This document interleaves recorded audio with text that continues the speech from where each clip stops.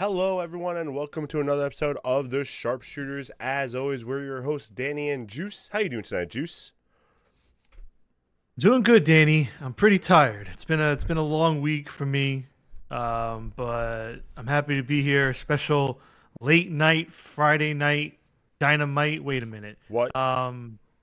Yeah, very excited to be here though. It's been a long week though, so I'm happy to be here, talk some wrestling now, and go into the weekend. After that 4-hour Dynamite last night, the other night, I am very tired, but it was, I think, worth That it. was yeah, that was the high point of the week. I was going to say, worth it. That wasn't part of the problem, but yeah, we're here. Interesting. All right. Well, for those of you that have been to our show before, this is Friday night. Usually we do this on Thursday night, but we had to do a little scheduling difference this week. But usually our Thursday night shows are Last Point Standing, where we talk about this week in wrestling, and we cover some WWE points and a lot of AEW points. Before we get to that, a little housekeeping. If you have not already subscribed, please do so. As you can see below, we're at 4 out of 10. We would love to get to 10 out of 10. If you have Amazon Prime, it's free for you and helps us out. All the instructions are in that chat. Whatever you need, please just do it on a desktop. Unfortunately, it doesn't work on the app. Pretty annoying. Hopefully, they update that soon. And secondly, thank you to Accept the Wind, as always, for being our official band before and after the show and during the breaks. They just released a new music video on YouTube, so please go check that out. I don't know why I can't think of the word. This is like the third time. Please go check that out. It is very good, very entertaining, and as Juice puts it, really has like an old school wrestling create a player feel, which is kind of fun for it. So let's go. Okay, yeah, let's do it. So tonight we got a fun one. We have a lot to talk about. Yes, sir. We have Fighter Fest recap and also Money in the Bank predictions coming up. So we are going to try something a little different this week because as much as I can't stand WWE, I do want to try and be more engaging here on the show during the first half. So I'm going to do my best. So what we're going to do here, we're going to try something different. So I put together these bullet points for WWE this week. And what I'm going to do is I'm going to talk about them a little bit, and then I'm going to see what Danny thinks about them. And then with AEW, we can either do the same or we can flip it, and you can start, and then I can talk about it. Well, AEW, we'll keep what we're doing with AEW. WWE, I just need to make sure that people hear your voice. Of course. So one thing, full disclosure, one thing I will try to do is I will try to keep it more news based on the week of wrestling of WWE. And if there's maybe something I see or have a question about, I may put it in there. But it's not going to be as so show specific heavy. So by all means, if there's anything you guys ever want to talk about, put it in chat. Or if there's anything, Danny, you ever want to throw in there, by all means, throw it in there. But that's how I'm going to try it this week, and maybe going forward, if we like it, we'll see. Work in progress. Sounds good to me. So first off, I want to talk about Slim Jim. They are longtime sponsor of WWE, but it has now come out that they are going to be sponsored even further on the programs. They are going to be putting the Slim Jim logo now on the wooden tables placed under the ring that wrestlers are put through during matches. So bad. So I wanted to ask you what your thoughts were on it, and also, have they used it yet on TV? So I don't think so. I could be wrong, but I wasn't. I don't remember seeing the table used on TV with the logo on it. But also it was just recently announced, so who knows? Maybe they use it tonight on SmackDown. Well, because they announced it on Monday morning or Sunday, and I remember I read that they were going to start on Monday night. I just didn't know if it actually got used or not. I'll double check. There were some segments I skipped around a little bit just because I fell a little behind in wrestling this week, and Dynamite being 4 hours kind of took precedent over the other show that's not as entertaining. So I skipped around for some of the big points of Raw, but I didn't see anything with like tables or anything. So I'll look back and I'll report that for next week. The center of the ring had a huge Slim Jim logo, bigger than the Prime one I saw. Yeah. Okay. So, but no, he was asking about the tables. But yeah, no. Okay. Honestly, the ring has been like. To be honest with you, the logos on the ring, I kind of just try to look past at this point. They're always so filled out, and there's so many of them that like it's just part of it now, which is awful. But I just kind of ignore it. Also, I haven't started the timer. That's hilarious. That's fine. We're basically done here. I just Yeah, wanted to point out it sucks and it's awful. I agree. All right. Moving on to our next point. Since our episode last Thursday, we've had some essentially their firings. The people still work there technically. Just their contracts are not going to be renewed whenever they do end in the coming weeks or There we months. go. Okay. And among those names, we have R-Truth, Carlito, and Valhalla. So, wanted to see what you thought about those three recent firings. Their contracts will not be renewed, essentially. So they're pretty much being let go. So I'm gonna But go what in do you? order. I'm gonna go in order of like not only what I care about the most, but also what I've heard the most news about. Valhalla doesn't really surprise me. She really hasn't been on TV with the War Raiders at all. Little Jimmy was re-signed to a Legends deal. That's business. That's That's great. business. So Valhalla doesn't surprise me. She hasn't really been around. Even when she was around, she wasn't a big part of it. Like her biggest thing was Michael Cole, like fake getting off on her horn headdress thing. Like that's her biggest claim to fame since she's been back. So that doesn't surprise me. Carlito, kind of the same thing. Carlito, you kind of saw the writing on the wall. The second they put him in Judgment Day, all of us were like, why? Doesn't make sense. Literally doesn't fit in. And then just fell to not even like a jobber, just a background character in Judgment Day. And I'm kind of glad they let him go. I think he can do something better on Independent or whatever. Not AEW, but just like more independent scenes. R-Truth to me was the biggest shocker, I think, for a lot of people. R-Truth, especially with they just had the program with Cena, and they were still pushing him on SmackDown after the Cena thing. So, like, it was a big shocker. I read a report, though, I don't know if you saw this, that this was decided a while ago that they were going to cut him on the first round of cuts. Cena got wind of it, used some of his pull to try to say, hey, he's still worth it. He's the one who wanted this whole title segment with R-Truth to show them that he was still, can still hold some value. And they just, even after doing all this, they said no. So that was interesting to me. Yeah, I kind of believe it. Although I too. think the decision was already done and made. I think it was Cena saying to Hunter, "Hey, whatever," and she was like, "Fine," but it's not going to change anything because, I mean, everyone gives Triple H a pass on it, but like ultimately he does have the decision. He just gets handed a piece of paper that says, "Hey, this is who we're looking at getting rid of or we're thinking about."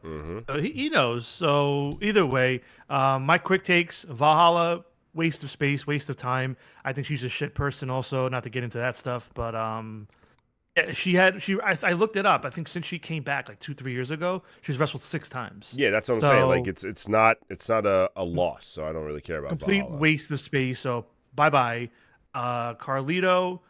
Good on you, man, for getting that paycheck based on one pop you got in Puerto Rico 2-3 years ago. But again, another waste of a hire to bring back. I'm not gonna miss him. I always liked Carlito, but he added nothing in his time. Version. And kind of a hot take, but R-Truth, you know what, man? I like you, but what was he gonna do? What was left? He's just been what he's gonna be. Am I surprised they got rid of him out of the 3? Absolutely. Do I think they should have kept him on some sort of deal or something? Yeah, but I'm not gonna miss him, and I don't think he should really go to AEW either. Like I'm already seeing TNA wants him. I'm like, all right, enjoy your revolving door.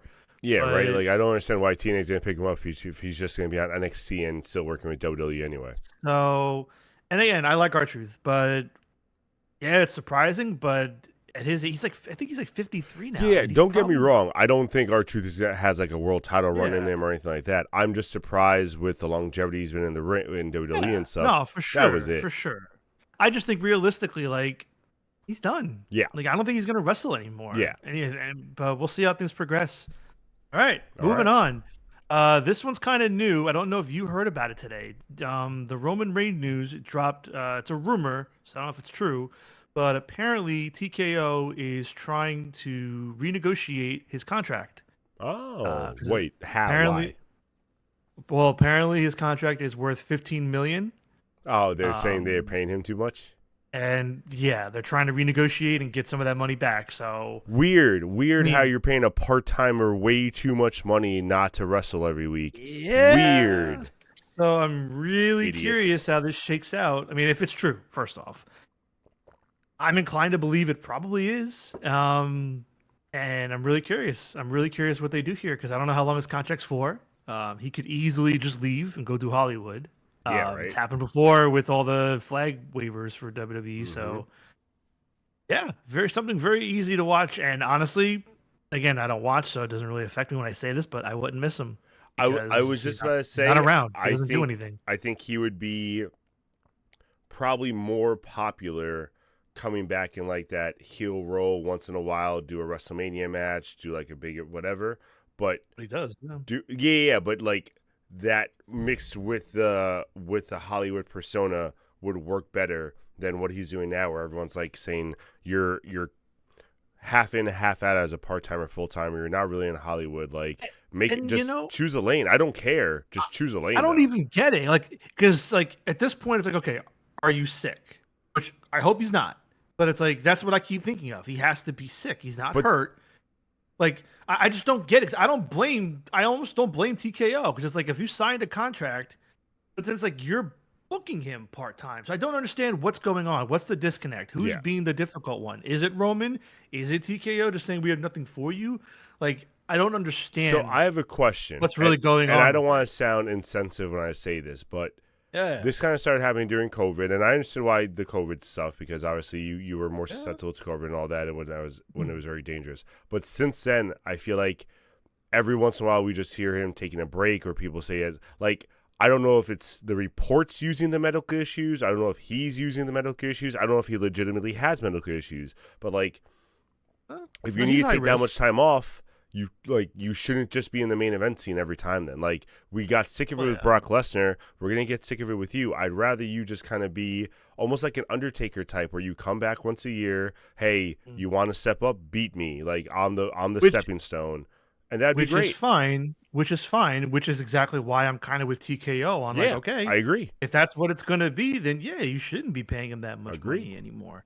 So again, I don't know. I mean, if anybody wants to look it up while we're talking, let us know if you can find online when Roman's contract ends, or maybe when he re-signed anything, just so maybe we can get an idea on like how much time he's probably got left. Yeah. Because yeah, I don't know. Okay, All next right, here we up, go. somewhere Swerve is laughing. Yeah, I'm sure. This Next crap. up on NXT, Mariah May has debuted. Still remains to be seen what her name I was will gonna say be. unnamed Mariah May. They're gonna rename her, I'm sure. Mm-hmm. Um, I would like to think it'll be Mariah something with an M. I saw somebody suggested I kind of liked Mariah Monroe. I know it's on the head, but it's fitting. Our old producer Um, Mariah March. I mean, our no, old come on host now. Mariah March. No, that's a meme. We're not doing that. Come on. But yeah, she showed up, and her debut was pretty much identical to how Ricky Saints debuted. He came Mm-hmm. out, stood there with a mic. I'm here. Well, he didn't have a mic the first time. He's like, maybe he did. I'm here. I finally arrived, and announcers are like, "Oh my God, is that they're here?" And they don't say the name because next week they're gonna have the name. So we'll see. I'm sure she's going to be the NXT Women's Champion. She's probably gonna win it the same day as All In, because they're doing their NXT pay per view that day, I think. Um, what do you think, Mariah May NXT? I'm surprised. I mean, I don't know. I guess not surprised. No, that is. I'm surprised that it happened so quickly. I feel like everyone thought she saw time on the contract. That me and you thought that possibly she was coming back for AEW a couple of weeks ago with like some of the stuff they were teasing. So I'm just surprised that like, and I guess the same thing for Ricky, that they didn't make it a bigger deal kind of thing. Like it was a similar segment.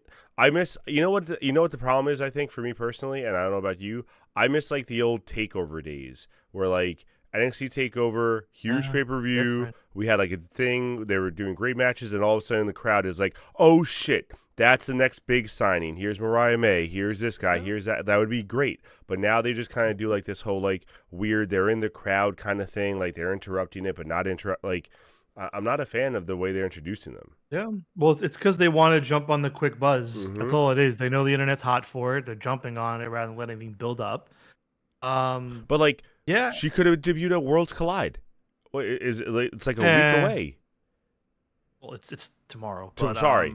Well, from when she debuted, it was about a week away. That's what I'm saying. Like I wouldn't do it there because that's about Mexico and AAA. I wouldn't do it there. But I'm just using that as an example of like a big event. Like I would just have done it at a bigger event, maybe even the that's past the thing. takeover. I think the next event is going to be the same day as All In. So, but again, I think they're going to give her the belt there. So I that would have been yeah. a great slap in the face, is just having her debut on the day of All In. Well, that's where they're going to give her the belt. It's an equal slap in the That's face. fair. Yeah, I mean, for what it's worth, I mean, I kind of get Ricky, but don't agree with it. But especially with Mariah, like it makes sense because they just called up all those people. But to debut them both in NXT, like what a joke. I'm sorry, but like really, That's what these two So, wanted, though. That's yeah. their idea Enjoy, of making it. enjoy the dream, I guess. And She's been resigned to a life of mediocrity. Yes, 100%. And like we quote said, Tony Storm. the only reason I'm like really upset about it, like I enjoy, the wrestlers jumping ship and going to the thing. I think that adds to the drama. I think that adds to like any kind of competition. So I enjoy that. I just don't like specifically Mariah May because she's just going to be another blonde face in the crowd for WWE. They treat them all the same. They don't really try to separate them. They don't really try to let them stand out from each other. And like, it's unfortunate because she can, and she's shown that she can, and she's not going to now because she has to learn the WWE way. Well, have fun. Mm-hmm. All right, next up, really quick, just wanted to bring up. I know we're gonna talk about it with the predictions, but since our last episode, we've had the last 4 qualifiers for the Money in the Bank matches. We had Naomi and Andrade qualify on SmackDown.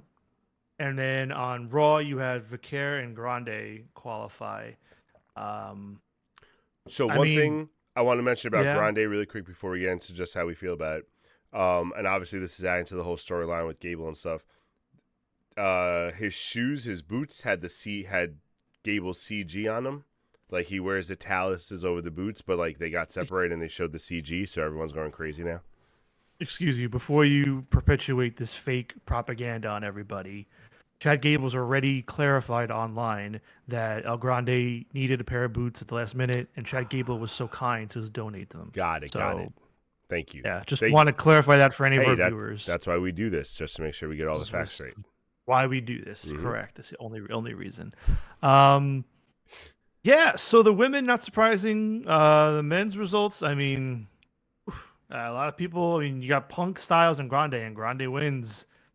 Rough. It was really Andrade, who did Andrade beat? Was it Jacob and someone else? Shinsuke? Andrade beat Fatu and who was it? It was someone not good. Hold on. Was it Phoenix? I don't remember who. No, was it Phoenix? I thought Phoenix was doing NXT stuff. Maybe, I don't know. Well, either way, those are the qualifiers. What did you think of the results? Since I don't know if you watched all 4 matches, but no, I did. The matches. I mean, the matches weren't bad. The problem is just the people who won the matches were bad because especially the men's. The men's is unfortunately just like there's no one who should win over the clear-cut favorite because there's no reason for anyone else to win. Like, you're not going to perpetuate any of these other guys into the main event scene. We kind of know that. The women's, at least, I like that they're keeping it interesting. Naomi was a surprise for me. I really did of all 3, I thought she would not make it, and I'm glad she's in there with the storyline and stuff. It's a welcome surprise. Vakoru was an obvious, they were definitely going to push her. So, like, the women's field really is wide open, where the men's field is so narrow that I hope they open up the show so they can just get rid of that match right away. Yeah, it probably will because I think they confirmed. Did they confirm the Cody Cena tag is main eventing? I'm sure it is. It's Cody and it's Cody and Cena. I didn't know if they did, but yeah. Well, we'll get to that more in the predictions because I do have some thoughts, but I'll save them. All right, next up, Worlds Collide is tomorrow. I think is it at noon? And I think it's airing on YouTube. Yeah, it's real weird how they're doing this one. I guess they're giving it a free show for everyone, but yeah. But am I right? It's not airing on Peacock or Netflix. It's just on YouTube. Yeah, to watch. That's what I saw on. Yeah, and maybe it's not noon. Maybe it's 3. I think it's legit right before the pay-per-view tomorrow. Mm-hmm. Which is crazy.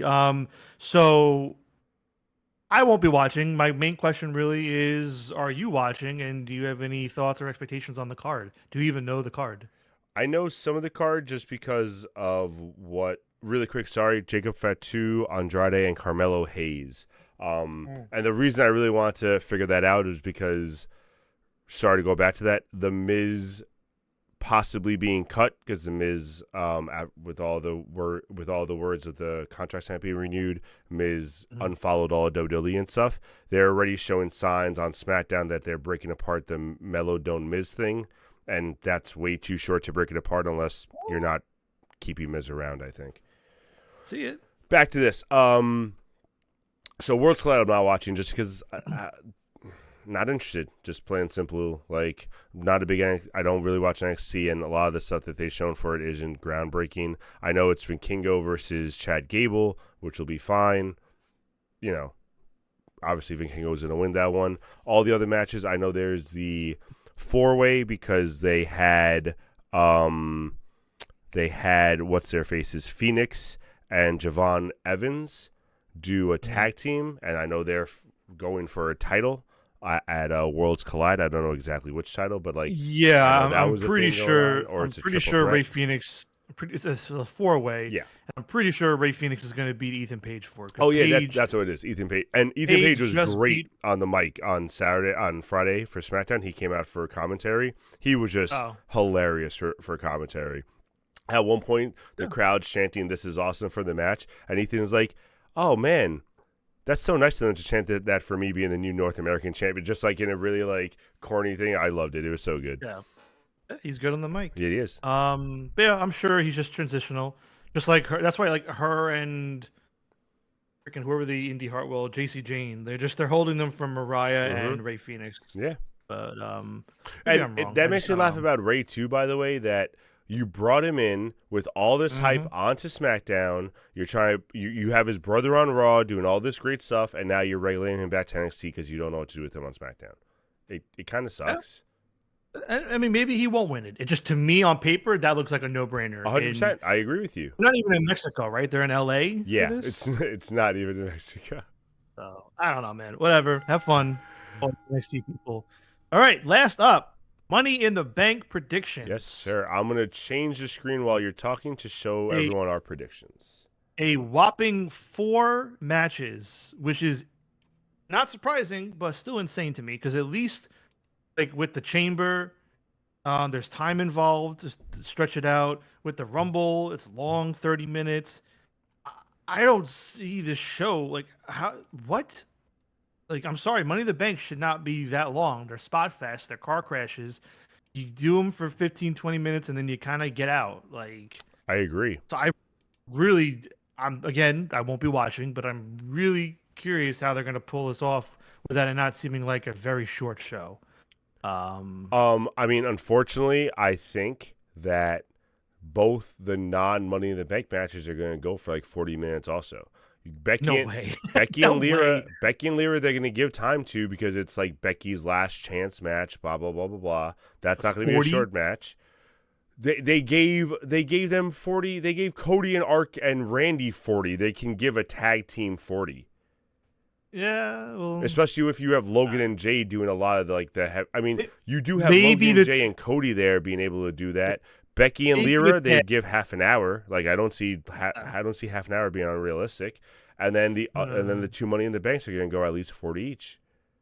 That's how you fill up the 4 hours. And then they have their 40, I think you're insane. They have their 20 minutes of commercials break in between each match. Like, that's how they fill it up. I personally think you're insane. I don't think they're going to come anywhere close to that, but I guess we'll talk about it next week. But listen, I'm not saying I want that. No, what I'm saying, though, is if you're having a pay-per-view with 4 matches, you cannot tell me as a wrestling fan that every match being less than 30 minutes on a 3-hour pay-per-view is gonna fill my appetite. Like, there's no shot. They don't care about that, Danny. They're gonna do it. I'm just saying. I think you're gonna have at least 2 matches go over 30. One of them might hit 40, and I think the other ones go at least 20 or 25. Like you got to make these matches long. There's no squash matches here. All right. Hey, I hope you enjoy the show. I hope everybody does, but I feel you're going to be very underwhelmed. Oh, With those time lengths. You keep saying that, you keep hearing that I'm hoping this will happen. I don't hope this will happen. That's the only way I think that a pay-per-view with 4 matches can really be done correctly. Will they do it correctly? Probably not. All right, so let's dive into the first match. The men's Money in the Bank. Hold on. All matches will be that long. They'll tell everyone to literally walk down the ramp in super slow motion like Armageddon, the movie, not the defunct. Okay. Hey, the defunct pay-per-view was so much better. I don't think me and Juice count the walks as time in the match. Like we legit count bell to bell like their time in the match. As you should, and I'm sure Jay knows that. Either way, Solo Sikoa, LA Knight, Penta, Seth Rollins, Andrade, El Grande Americano. Man, awful looks like it's a rough lineup. The only other person besides Rollins that could win this is Knight. Mm-hmm. See, I don't agree. I think if it's not Seth, I think, and call me crazy, I know you're gonna say, I think El Grande Americano. Oh wow, I don't know what you're gonna say. I thought you were gonna say Solo. No, I think they can absolutely roll with the El Grande train, because I'm thinking about Chad and Vikingo earlier that night. Like I can absolutely see them having El Grande win it, cash in on Vikingo another day, obviously, on the AAA title, to boost up the whole like relationship of AAA and WWE. Because again, we know Triple H hates using the fucking Money in the Bank, so I can see him either cashing in on Vikingo, or to get even more crazy and dumb with it, have Chad Gable win the AAA title, and then El Grande cash in on Chad Gable. Like I'm, like, if any of that happens, I'm gonna be so mad. And again, I don't want this, but I'm thinking like Seth is clearly the obvious front runner favorite here.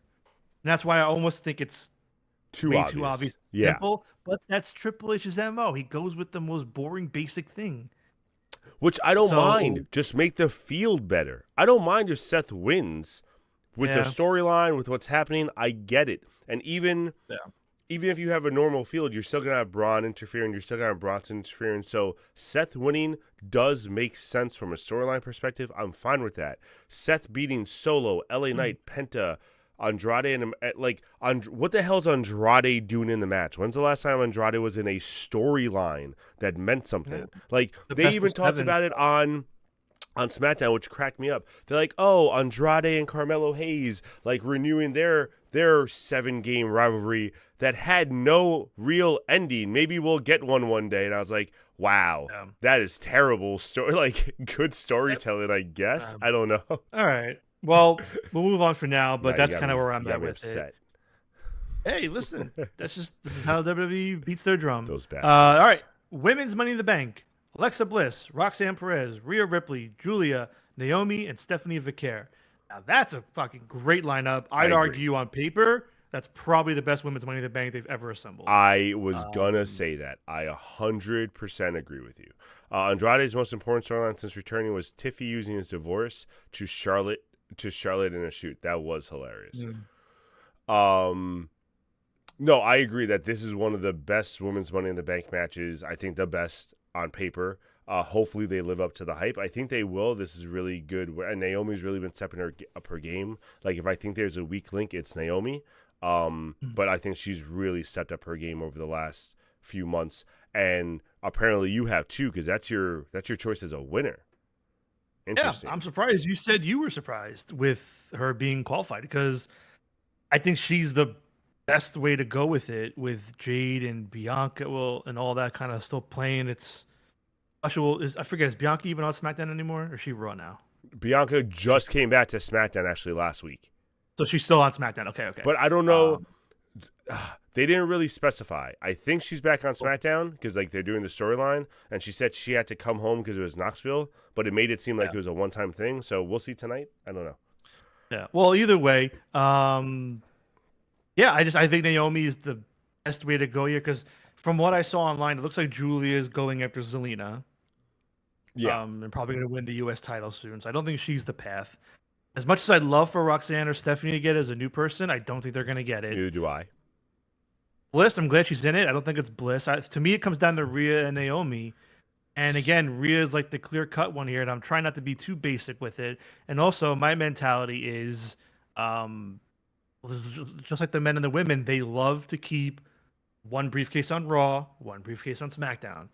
So if we're set on either Seth or El Grande getting this on Raw, like I think a SmackDown person has to win it. And then when I look at those three SmackDown people, to me it's Naomi. So That's what's I funny. feel confident. I'm on the same page with you, except I think it's Bliss. The way that she's Yeah. kind of being inserted to the storyline, the potential of her and the Wyatt Six actually becoming a thing in the future. If she's the leader, I think her having the belt as the leader would kind of be, or at least having the briefcase as the leader would be pretty interesting. Also, just the way they've kind of like really thrust her into the spotlight with the Charlotte stuff, with her and Tiffy kind of going face to face. I think of all people, Naomi I like too though. Like I get what you're saying with Naomi, and it would make total sense. The only reason I'm not sure if it would be Naomi is because I think they're gonna try to settle the Belair, Cargill, Naomi stuff without the belt. So I think she has the briefcase that kind of distracts from that storyline, but I don't know because the briefcase is a year long but too. you also it's a year long thing, and also I think Bianca's probably still out, even though she still had the finger stuff still, right? So I mean they got into it last week. what I'm saying, didn't she still have something on her hand? I Yeah, thought I but saw like I think if she was back, I think that means she's clear to go, even if she has a finger thing. I think see. I could be wrong. Could just be a hometown thing, like you Mhm. said. But all right, moving on. The next match we have tag team 40-minute classic, according to Danny. Cody Rhodes and Jey Uso versus John Cena and Logan Paul. I Champions on like how you're so offended about this when he literally just went 40 minutes and we were so shocked and saying how boring that match was against Randy Orton, and you're like, no way they're going to do it again. They've added two more people. All three are younger than Cena, and they can go for half an hour to 40 minutes on their own. A tag team, they can totally hit that off, especially if it's your two world champions. It's not going to be a tiny, short match. You son of a bitch. You're out of your mind. So, champions on opposite sides, assumedly the main event. I'm going to get an extra point if I'm right. Everyone's probably waiting for a cash in here. Do you think there's a cash in? And also, what made you pick Rhodes and Uso? Is there any reason to think it could be Cena and Logan? So the only reason I don't think it's gonna be Cena and Logan, and again I have to watch on tonight's SmackDown, might change my mind based off last week.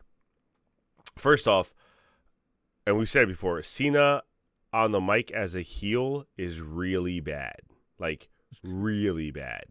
You could have stopped at. You could have left on out the mic. as a heel. Yeah, I get it. But at out. least on the mic when he was a babyface, he seemed more natural. Like he seemed like he believed it more. So it was bad, but like that's also why we kind of hated Cena, because we were like, oh my God, you're such a fucking, like, this is you, and I hate that this is you. Meanwhile, this heel Cena, you can tell he is not comfortable with it at all. Like he comes out and he's like, you're both just a bunch of wannabes.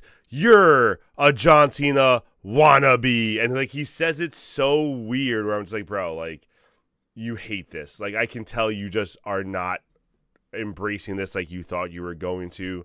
Then he brings out Paul, and like they have a weird, like they're trying to look like they're on the same page, but they're not. And also just I think Rhodes and Uso, I think they're gonna have, with Seth winning, with possibly Naomi winning, you're going to have some heels winning big matches. I think you need that big baby face to kind of send the crowd home happy. So, and Rhodes and Uso have history as a tag team. All those things working in their favor. I chose Rhodes and Uso. Yeah, no, it's fair. I tend to agree just because I feel like they're gonna use this to set up justifying Cody versus Cena at SummerSlam. Yes. And because I think Logan Cody pins Cena. See, that's what I was wondering, is also because like Cena hasn't lost, and like were they going to try and keep him undefeated in his like retirement run, and maybe have Logan take the pin and go with the unpinned thing. So I don't know how much they care about that. Could be true too. But yeah, so I agree with you. And then to answer your other question, I don't think there's a cash in tonight or that night. I agree. They're probably gonna tease it, but I don't think they're gonna do it.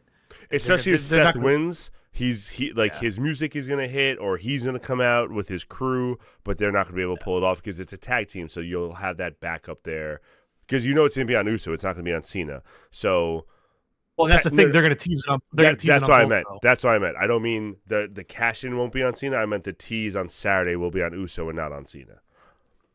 Well, no, the tease will be on both. I don't know. I think They're definitely gonna play with both. How do you? no. I So think it's a here's miss if they don't play with cashing it on both with both out there. what I Like, mean. maybe What they I both mean be was out. I don't know is I think if you're gonna play with like actually about to cash it in, I think Uso being down and Rhodes coming in for the save is more believable than Cena sure. being down and then Logan coming in for the save. So that's why I think I like agree. they're gonna tease on Uso more than Cena. That's fair. All right, last up, we have the last chance match for the women's IC title. Last chance matches. Ridiculous. Lyra versus Becky. Once again, rematch from the last show, I think. And I believe it's if Becky loses, she doesn't get another title shot at Lyra the rest of her defense. Mm-hmm. We both went with Lyra, and yeah, I think that's pretty straightforward. Pretty easy. Yeah. Becky, If Becky wins, Lyra has to raise her hand in the middle of the ring and admit that she's the better woman wrestler. and they could do Becky. Don't get me wrong. But I don't. So has Bailey been back yet? Because I keep hearing like maybe Bailey's gonna come back and finally step in now. No, it's been very annoying, and I think it might be here where she comes back, but there's been no Bailey at all, which I've like hoped to see. Yeah. So. Yeah, I don't know. I mean, again, I I also didn't watch all of Raw, so she did pop up back. I think I would have seen something online, so I don't think she did. Yeah. Would I hate Becky winning? No, but I think Becky's clearly working to put Lyra over here, and from what I've seen online, it looks like it's working. So I was gonna say I don't want Becky to win only because they're doing such a good job with this like storyline where I'm not crazy about all the dialogue, but Lyra is getting over. They're having good matches. Becky winning kind of kills that Lyra buzz, especially if you want like who's on Raw to take it from her possibly. Julia's on Raw. Julia's on SmackDown. Stephanie Vercore's on Raw. Especially if any point you want Stephanie versus her as like a big matchup, that's a great women's IC matchup right there. Those two for possibly Stephanie taking it off her, which I think would be a better choice. Yep. All right. Well, to be continued, and that is the Money in the Bank predictions. So, yeah, that's it. With that, I guess it's time to take a commercial break, and when we come back, we'll recap Fyter Fest. Get some AEW. No collision, just Dynamite. BRB. There actually was a collision, though. Oh no, I was wrong. Shut up, Juice.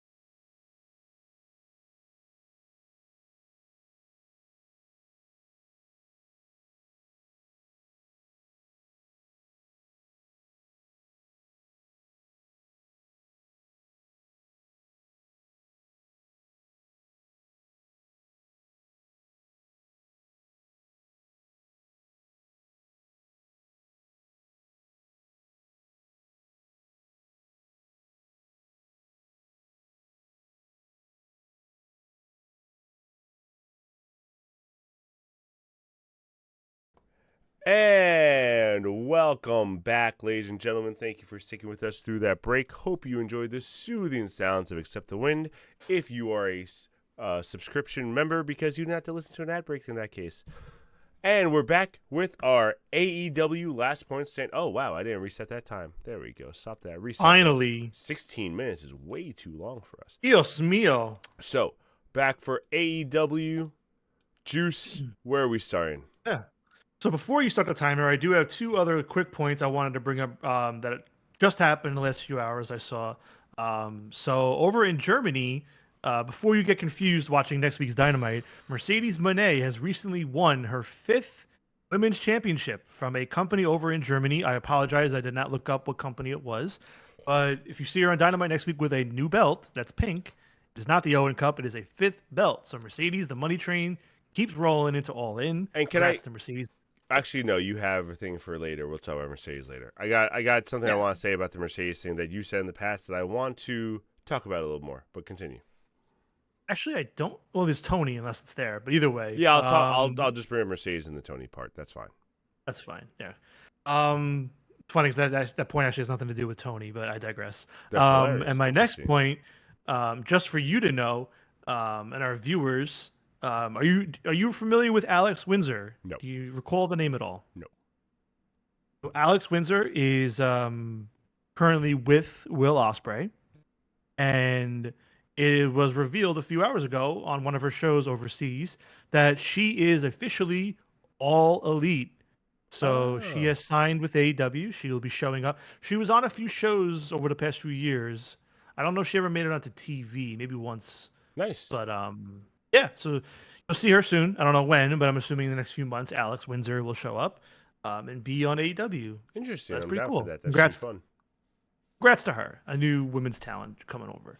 All right, let's dive in. So we had Collision last week. Honestly, it was a very solid program, but nothing really stuck out in particular that I wanted to throw on the notes that we can't talk about.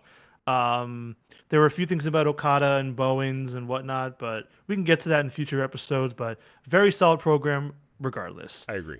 As for Fighter Fest, aka Fatter Fest, according to our co-host Danny, that was clearly a typo. We had 4 hours last night. And the reason it's a typo is because the way they spell Fighter Fest obviously isn't the way you actually spell Fighter Fest. So when you type that into the phone, it auto-corrects it because it's FYTER, and it auto-corrects it for some reason to Fatter Fest, and I don't know why. I thought you were blaming the font of the logo. But, I was like, what? How's that your excuse? I don't know how you spell fighter. I just look at the words, all right? Well, Jay says Fatter Fest, not a big man. Probably not. I'm sure Danny is not. Probably not. Yeah, all of his big men are minimum 6 hours long. That's correct. So, Briscoe and Mox, the first match on Fighter Fest. Really nothing in particular to bring up here. Just, man, hot crowd. Great match. I actually don't recall if these two ever fought one-on-one before, but they worked so well together. Yeah. It was so good. And just Mark Briscoe was hot. Mox was on it. The crowd was into it. Just great stuff all around. That's all I really had to say about that. I want to see what you thought of the match. I agree with all that. And to be honest with you, and it's so simple, but it's a short rivalry. Obviously, we don't need to make it into a big thing. I like the reason for it. It's one of those few times where like a reason makes sense in wrestling. I came home. My son thought I quit. We all know that feeling of being like, oh, I didn't quit. I need to prove to you I didn't quit. And I went out to try to prove I didn't quit. Like, easy storyline, easy to back up. I think that's why the crowd was hot with it. Great little promo beforehand and right into the match. I think it was a great match. Yeah. All right. Next up, Tony and Mina versus Sky and Julia. So this was probably number 3 or 2 on my top 3 list of things that annoyed me this week with AEW. I really think that between Mina and Sky on Collision last week and the tag match here on Wednesday, Sky and Julia should have won one of those 2 matches. Yes. I thought they should have won this match. I thought they should have won Dynamite. I thought whether Mercedes interfered or not, I don't know how they want to do it, and I'll talk about Mercedes in a little bit about Dynamite, but where Mercedes interfered or not, or honestly, when Tony and Mina stopped pausing for stopped to pause for the kiss or whatever, like take advantage of that shit. But I just don't know why they just didn't let them get any kind of win. I think, and again, this is a problem with Tony with his hierarchy on wrestlers. Like it's okay sometimes for an upset, just something different. Yeah. And like Mina just came in, she got her win in her debut, got title shot and lost. So she already has her heat. The crowd likes her. Sky just came back. I was about to say. So I think Sky should have won on Collision. And okay also, Sky's been looking good. It's not like Sky's been looking like push her a little bit. You've hyped this girl up. You're saying you're saying how they're best friends and stuff. No offense to Tony and Mina, your best friend connection should be better chemistry than these two that kind of kiss after they fight. Like I don't know. I agree with you. Yeah. That was just that irked me. But Freebird says we want truth. Our show will not be hijacked by your meaningless chants. How dare you, Freebird? I enjoyed. I'll give you the last minute just to talk about Mercedes or whatever else you want. So really quick, I enjoyed just Mercedes on commentary with her big ass steak and her wine and shit. I thought that was hilarious. Steak and vegetables. The steak was huge, by the way. There was no way she was finishing that. Loved it. It was so good. And then Taz legitimately being hungry and just talking about the steak half the segment was also fucking funny. But one thing I want to bring up, and I realized it because one of the reasons you didn't want Mercedes to win the Owen Cup was because you didn't want a title versus title thing because there was already going to be a title versus title thing.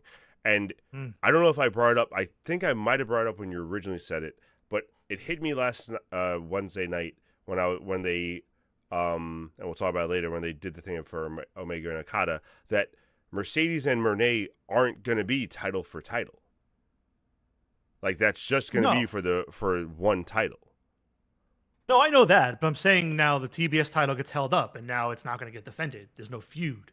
You could have told two different stories. That's all I was saying. I agree with you, and I still think they should do that. I just don't think that. Yeah, I agree with you, and I think that's where they mess up. That you can still do two storylines. You want to be a double champion, you should have more than one storyline going on at a time. So I do agree with you with that. I was confused with what you said because when I saw wait, they're not title for title. Why is Juice mad? But no, I get that more. That makes more sense. No, that was my point. I knew it wasn't going to be title for title. I was just mad that like you were doing now 4 champions were being caught up in 2 matches. Yeah. When you could have done 2, you could have done 3 or 4. But you could also, and what makes me laugh, because you say they don't do that, but they kind of are doing that. Omega and Okada, they've been circling around these two, but they've had them do title defenses. So they've been doing the kind of 2 storylines at once where, like, Omega had to do his 4-way, Okada had to face Speedball a couple weeks back, and, like, they've been kind of circling around, like, little title defenses. I agree with you. I think they should do the same thing for Mercedes. Even if it's not a storyline, let her do some title defenses, make it look like she might lose the belt up to go challenging Tony. I totally agree with you. For what it's worth, I mean at All In itself. But like the matches. That's what I'm getting and at. Also, I mean, for the pay-per-view payoff. Then also with that, they've done that in the past with Cole, with MJF. If you have a double championship, you can wrestle 2 matches. Mercedes can wrestle 2 matches. She's in her prime of her career. They can do stuff like that. So then I also agree with that point then. Like 100% with you on that. Yeah, that's all. All right. So moving on to probably my biggest issue with AEW for the week and in general. How dare you? MJF is a full-fledged member. They look great. The Hurt Syndicate, man. Like, I'm sorry, but just I know I say it every week. It's like a broken record, but they don't do anybody any favors. Like MVP is bad on the mic in a way that I know what he's doing. I know he's testing the young talent to see who can sink or swim with him throwing curveballs at them and giving them an insult. Okay, here's this shot at you. What can you do with it? If he's talking to them backstage and telling them what's coming, I'm totally cool with it. But if he's not giving them, like, working this out, you're the heels. You need to work with the talent to help put them over, especially if you know they're that way. And it comes off very selfish to me and not like he's really trying to help. He's doing it in an old school way. Personally, I had this moment watching it where I'm just like, you know what? They don't even feel like they're in AEW. Like, I legit feel like they're just there for themselves as an act. All three of them, they're there as an act to show WWE and Triple H what they could have been and what they could have done. And Tony's kind of just enabling it by giving them these tag belts and doing nothing with them. How many freaking weeks do we have to hear? We'll hear from the Hurt Syndicate. Yeah. Where's the match or a story or a feud? I know they're fighting next week in the trios, but like MVP cut the same promo on Wednesday that he cut every month. Every month he's cut the same promo.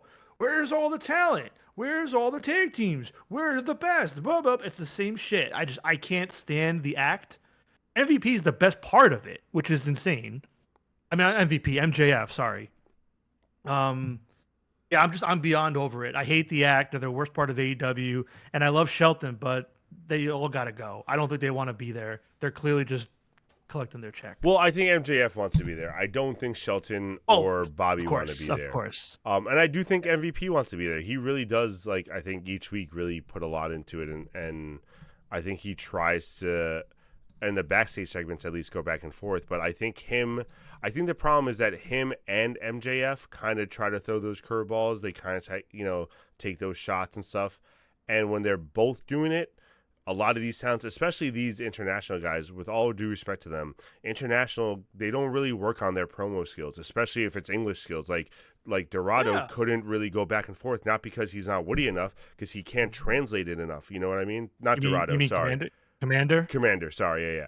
But even Mike Commander Bailey, didn't know what to do. Like Mike Bailey isn't good on the mic enough for you to like they're not those guys where they're gonna go back and forth on the mic, and you know that. So you're just doing that to be a dick, and I agree with you. I don't think that helps any talent.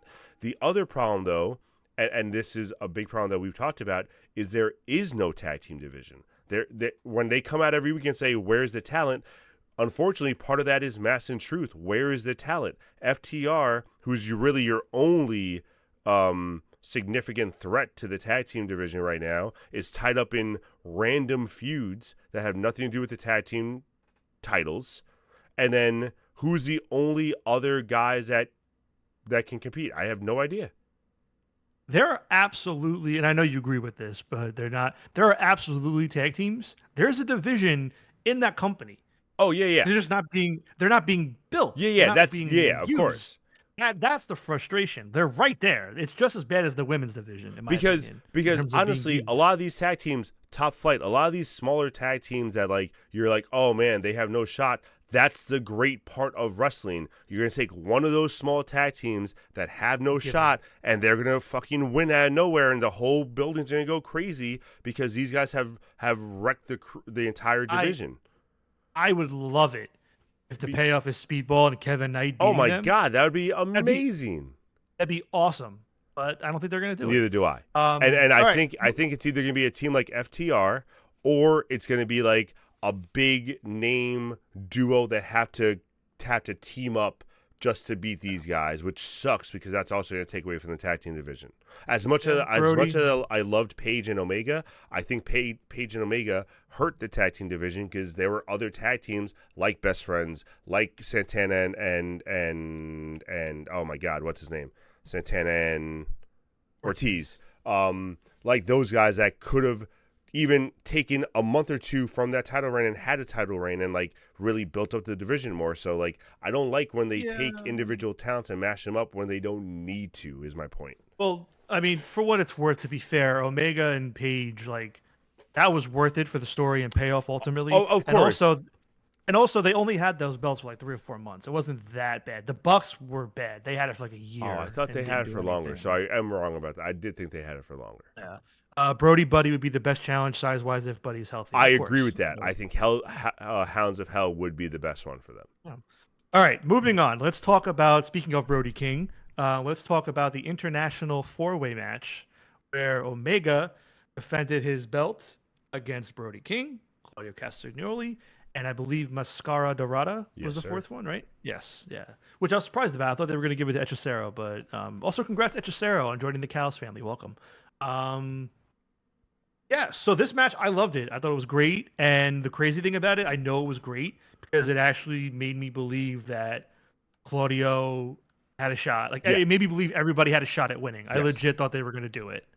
And So props to them. for a Great second, I match. really was like, "Oh shit, is this gonna just be Okada and Omega for the Continental Championship? Like that's wild." Yeah, I really No, thought it they were gonna was do it. a banger of a match. What I kind of realized, and I don't know if you thought the same thing, but like clearly they did Fyter Fest, Dynamite, and Collision together, but they aired it as like a 4-hour thing, and this was the main Yes. event of Collision. Like it was very clear, and then they kind of started over for the third hour, and it was like a new show almost.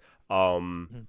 Which kind of I don't know if it was good or bad, because like you do that banger of a match in the middle of your show, and then you kind of reset the audience in the show, and like I feel like some of the matches afterward took a hit because of that.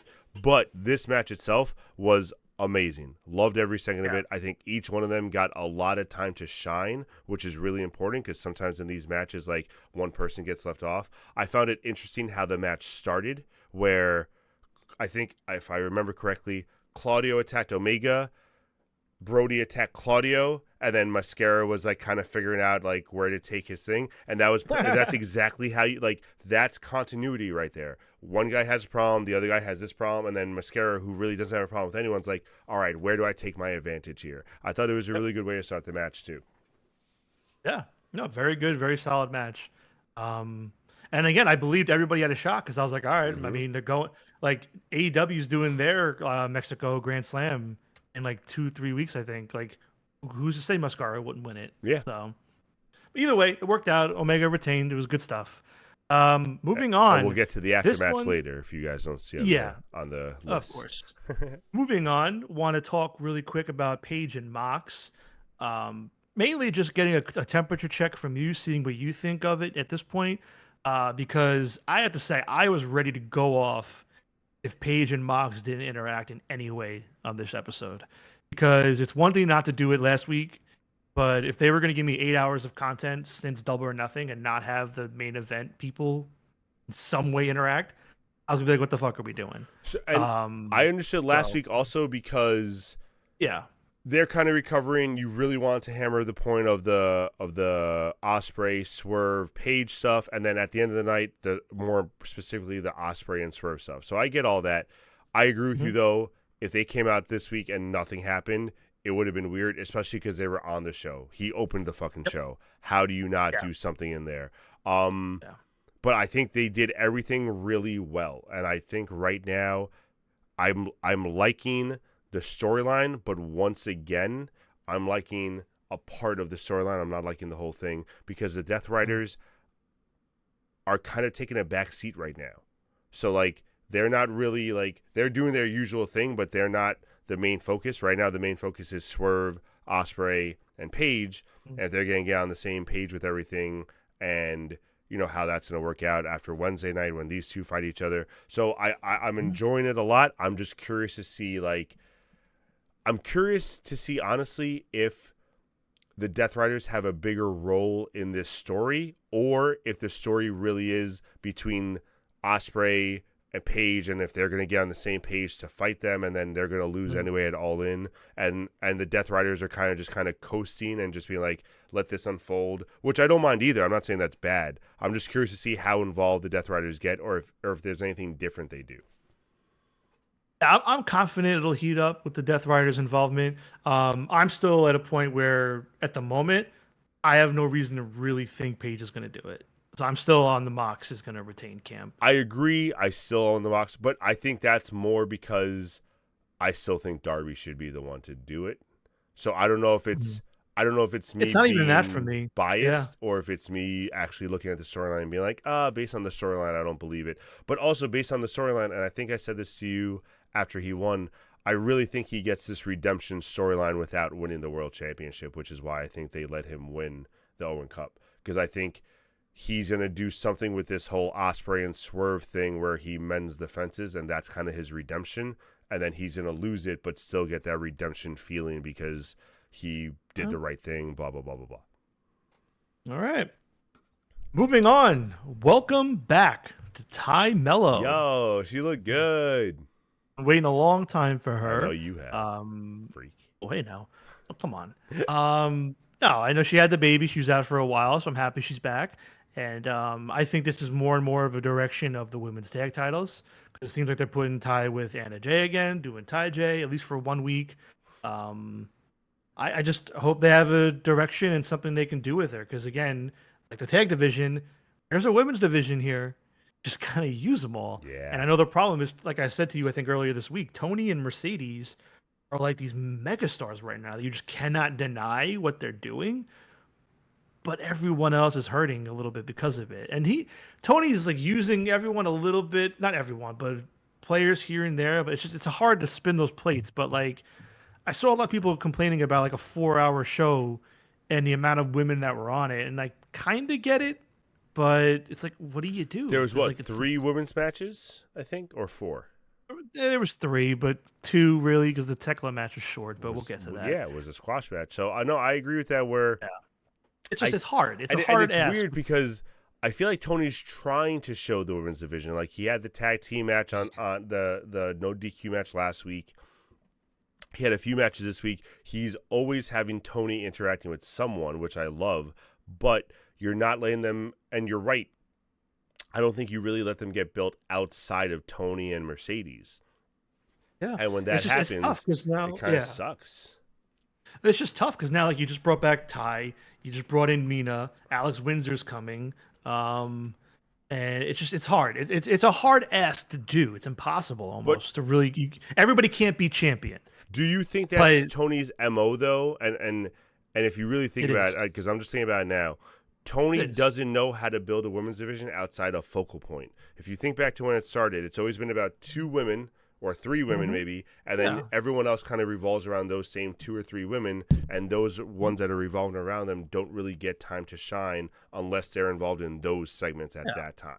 Well, he clearly has a very analytical mind, especially with where and when he puts segments in matches. Like he always kicks off with either Osprey or Mox or Orange Cassidy or Adam Cole. He always kicks off with the same people, like a show, and then he'll always only do like one women's like segment or one women's like block of 15 minutes with a match. And that's a good point, Jay. See, like I'm saying, you brought in all these people, and that's great. Welcome Tekla, welcome Ty, welcome Alex Windsor, welcome all these people.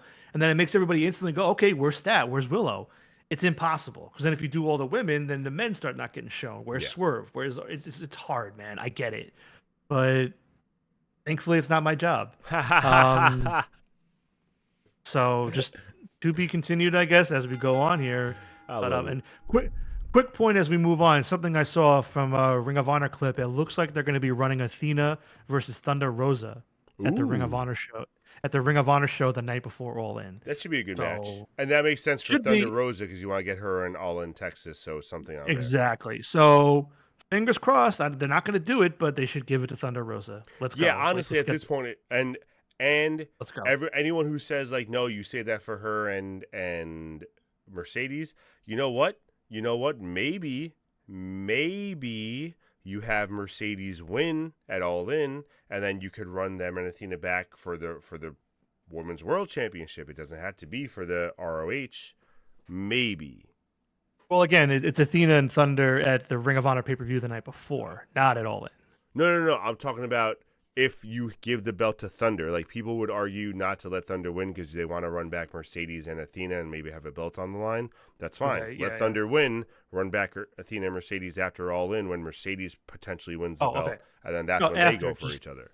The way you said it at All In. Oh, sorry. I meant because Mercedes was going to win the belt at All In. Yeah, I get you. Okay. Moving on to Ricochet. Feel like I need to pump my brakes a little bit, throw out my L, maybe calm down, jump the gun. I have a feeling I'm probably wrong, despite my assumptions on Ricochet and Crew. I'm upset. After Dynamite. I'm upset. I'm actually. I thought you were wrong after SmackDown. After SmackDown. Oh my God! After Collision. Huh? Because isn't it on Collision that he was talking about Crew, or was it on Dynamite? I might have. It was Dynamite last week when he first talked about it. No. I was like, it's Crew. Sorry. When Nigel mentioned the Crew stuff, was that on Collision or Dynamite?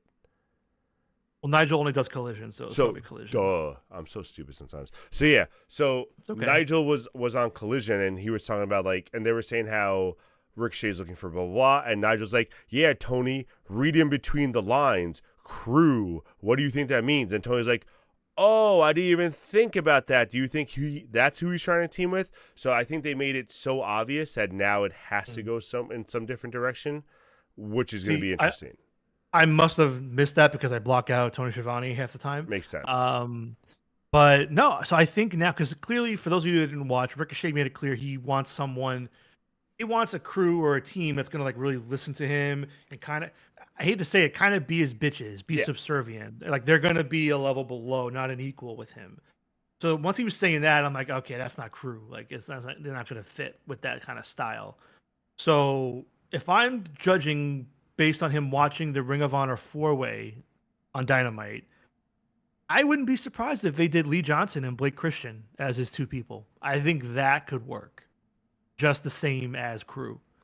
They're three high flyers, similar build-ish, whatever. No one's a big dude.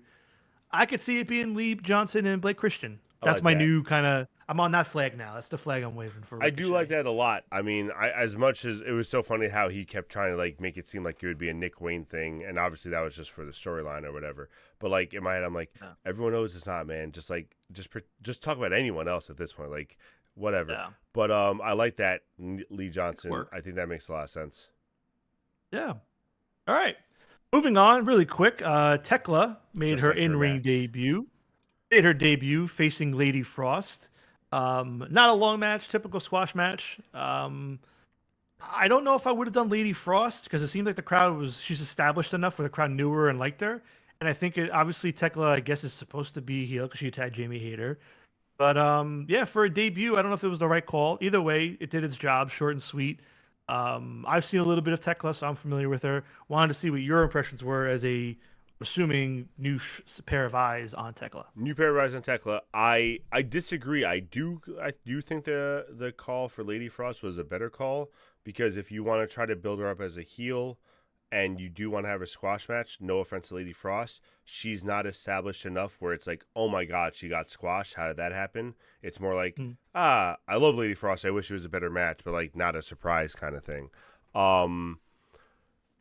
I want to see more of her. I'm very intrigued and excited. The few things I saw were good, and I think if you give her a partner like Mercedes or Jamie or Tony that can really work, she's gonna do some pretty like interesting things in the ring, and I like it.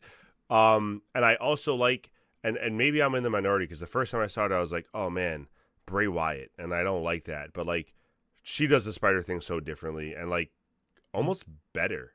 I kind of like it a lot the way she does it. When I first saw it, like I said, I thought Bray Wyatt right away, and then when I saw it again, I was like, oh no, like that's good. Like that's a spider. Like I get it. I get what you're doing. I don't mean it in a mean way when I say it, but like her version is more confident and athletic in her movement. I was gonna say more like nimble almost.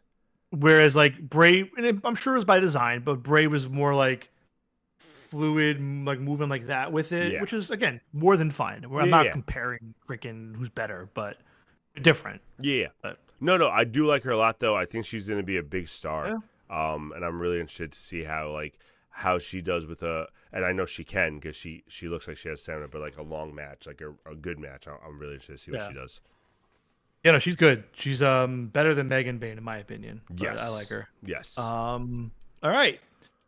Why do you have your boy Tony on here? Bro, I can't take him anymore. What happened? He's awful, man. He's just like, you watch the first 2 hours of Dynamite, and it's Excalibur and it's Taz, it's Ian Riccaboni, and you're in this like warm hug of knowledge and comedy, and it's just like it's so good. And then they go to Collision, and it's just blah, blah, blah, screaming every fucking thing. I can't take it. I honestly, I muted like chunks of the show, and he was just clearly like the Ring of Honor 4-way. I muted because he was yelling for the sake of yelling. Yeah. Because he knew they were like 3.5 hours in. It was a 4-way spot fest, and I was just, I can't do this. I just had to mute it and just watch. I can't. He's terrible. And then the main reason I put him on here is because he freaking he messes up the huge announcement reveal for Tony Khan. Did you catch Oh what my he did? God, yes.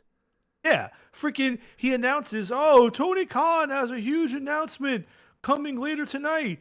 And then there's a pause and he's like, "Oh, be sure to tune in. Can't wait to see what match it is." I'm like, "Fucking idiot." So stupid. It was so stupid. Maybe he worded it differently, but he definitely said like it's going to be a match. No, I'm no. like, "All right." If it wasn't the first time, he said it. He said it multiple times throughout the night, and he definitely said it at least once, where he's like, "I can't wait to see what Tony match." I don't. He might have said for All In. I don't think he did. I don't think he did. I think he definitely said basically though that it was going to be a match. Yeah. A lot of people were online going, "Oh, it's women's tag titles. It's going to be women's tag titles. This is it. He's going to do it." And then Tony said it's going to be a match. I'm like, all right, well, that's going to be a fucking match. So I whatever, man. Like, he's so bad. He's just fucking terrible. He's got to be put out the pasture. We need to get rid of him off the fucking mic. Let him be the in-ring commentator, announcer guy for segments, and that's it. I'm done. He's Take out fucking Tony. awful. He's so fucking bad. All Old right. Yeller his ass. I just had to get it off my system. He's fucking awful. He's really made Collision hard to watch. Maybe I will just watch it on mute from now on because the in-ring shit's awesome. I mean, but Nigel's good sometimes. That's the problem. He is. No, I have no problem with Nigel. I have no problem with any of them. No, I know. besides Tony. I'm just saying for you to put it on mute. Yeah. I'm like, that means you missed some of the good stuff, which is disappointing. But like, I get it also because Tony sucks. If he honestly, he wouldn't be perfect, but if he just stopped screaming to make the fake like excitement, he'd be so much more tolerable. I agree. That's just can't take it. All right, moving on. Final segment of the night. Let's talk about Kenny Omega, Kazuchika Okada. The announcement itself made official.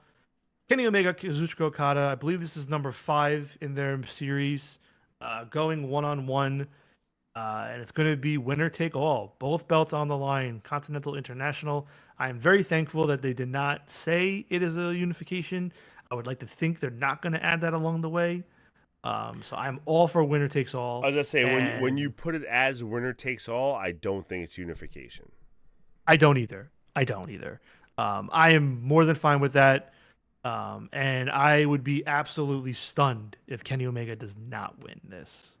I agree. I think there's so many factors that point to him like not only having to win but should be the one winning. Okada just needs a reboot. If you're gonna keep him around, let him lose the title. Literally, let him go away for a month or two. Repackage him, get him away from the elite, and let him come back different, better hopefully, but like different. And Kenny's literally like riding this momentum wave up. He just got back from the injury. He's getting better and better literally each week we see him. There's no reason to take the belt off him right now. He's been wrestling more, I think, than Okada has since he's been returned also. So like let that wave run also. I just think Omega is the way you have to go for this. I don't think Okada benefits from winning. Where I think Omega and AEW benefit from winning because Omega is going to be defending the belts so much more often. No, for sure. And just to be fair, I don't know if maybe you're using the wrong word or phrase when you say it, because I'm thinking WWE brain kind of stuff. I don't personally think he needs to be repackaged. Like, I don't think he needs a new gimmick or like a new whatever. Like, I don't even mind him with the elite because I think he needs that to like have a buffer for trios or tag matches. I think what he just needs is direction. He needs a feud. He needs a storyline to get into. And right now, he's clearly being used as the trophy piece, the standard for defending the belt and being this attraction. That's fine to an extent. I don't think he needs a new gimmick or a repackaging. He's Okada. Like, he's good.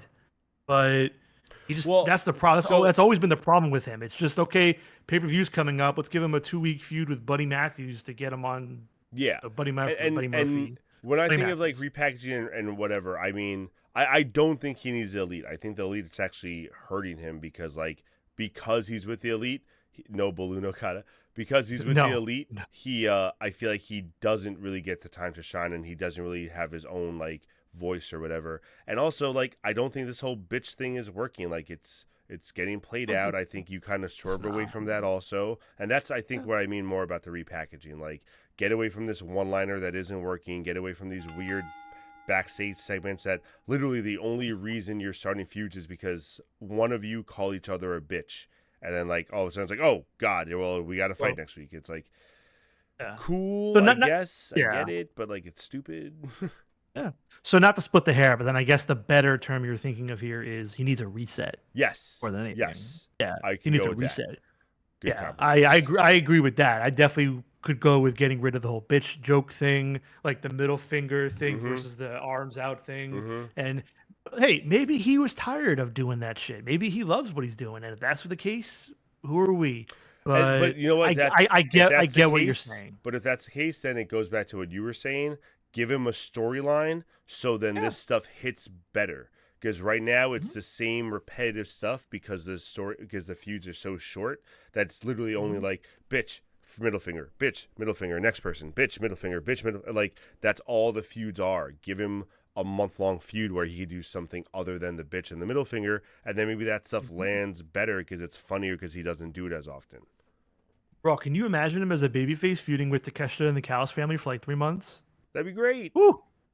Woo! That'd be great. They're not going to do it for a All while, right. but that'd be great. Also, Callis family, did they officially add God, what's his name?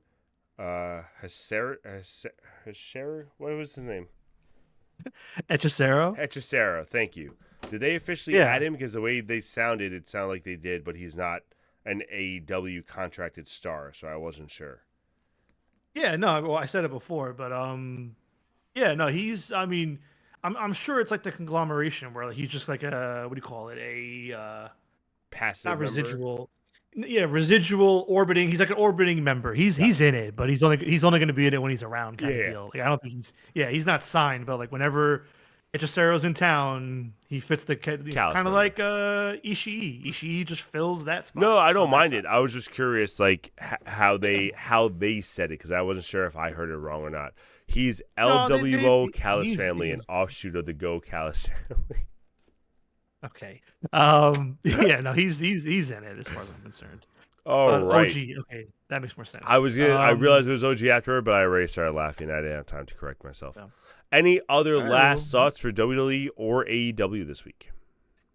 no, there was a lot because we had big shows, but next week we're gonna have the Money in the Bank recap, Yeah. and then we're gonna have Of the the 40-minute classics.